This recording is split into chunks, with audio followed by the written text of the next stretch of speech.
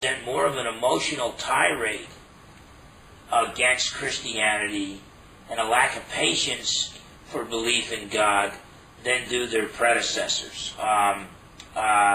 So in other words, it seems like these guys are saying enough with the rational dialogue.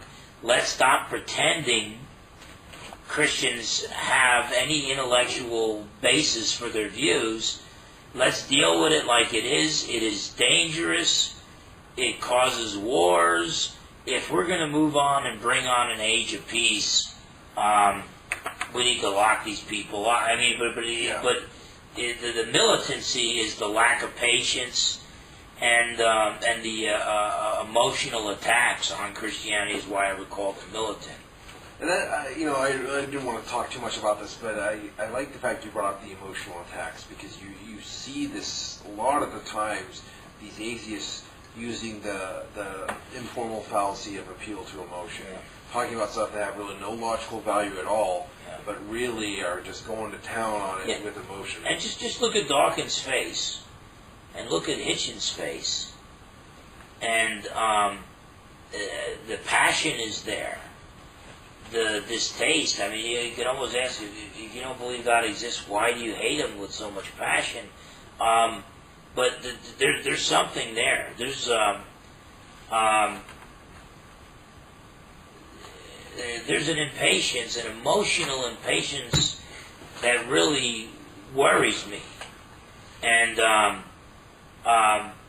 there's a stereotyping of believers in God that I don't believe is much far off from the way the Nazis stereotyped the Jews before they started putting them in ovens. Now, am I saying Hitchens and Dawkins are ever going to call for somebody to kill? No, I don't think they're going to, but that's where their ideas lead. Ideas have consequences.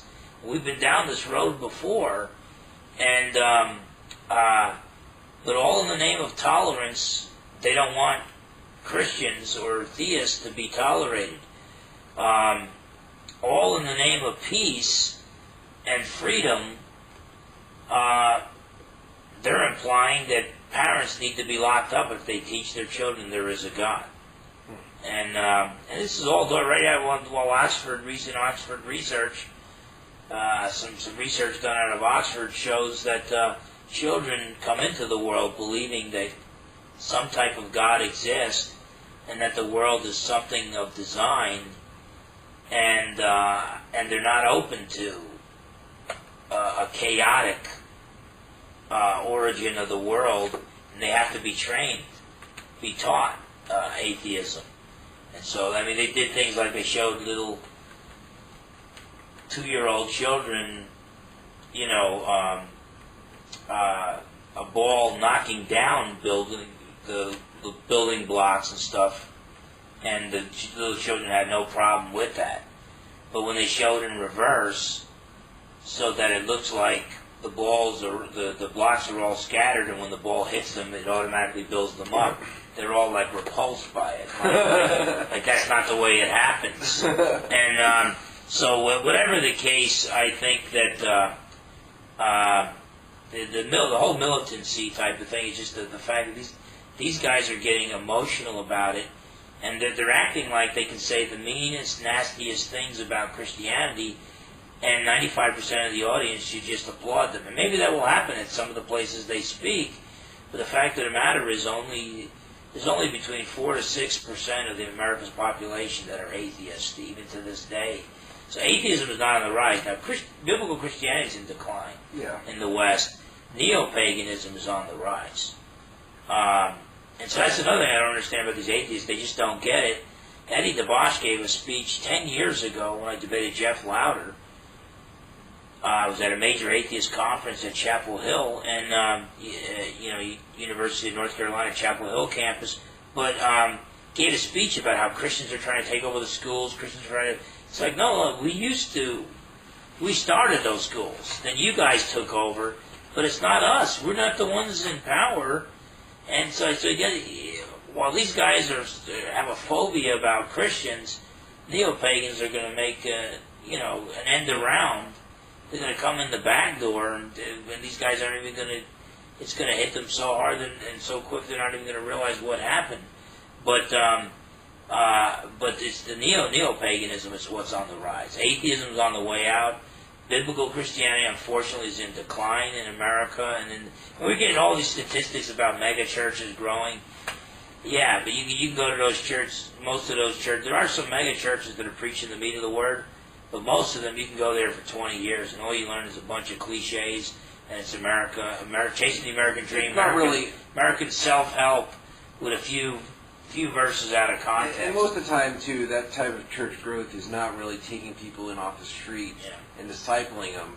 It's, I'm getting sick of this church, I want to go to the big church. Yeah, and it's, and then, you'll get guys, we know a guy, Pastor Wes, that, maybe I'd want to see more meat of the word in the church, but the fact of the matter is that the dude is out there leading people to Christ, and then, he'll lead them to Christ, he'll baptize them, and then it's like he's immediately training them for leadership. I mean, it's so scary how quickly they're doing it, but I mean, it's like you're expected to not only accept Jesus and fill up a pew and put something in a collection plate, you're expected to serve the Lord. Yeah.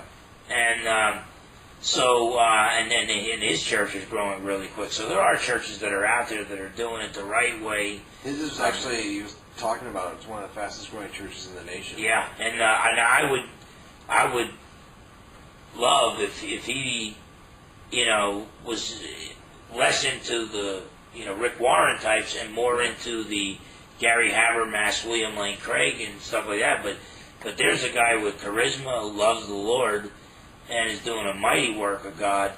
But so many mega churches just got big by watering things down, telling people what they want to hear.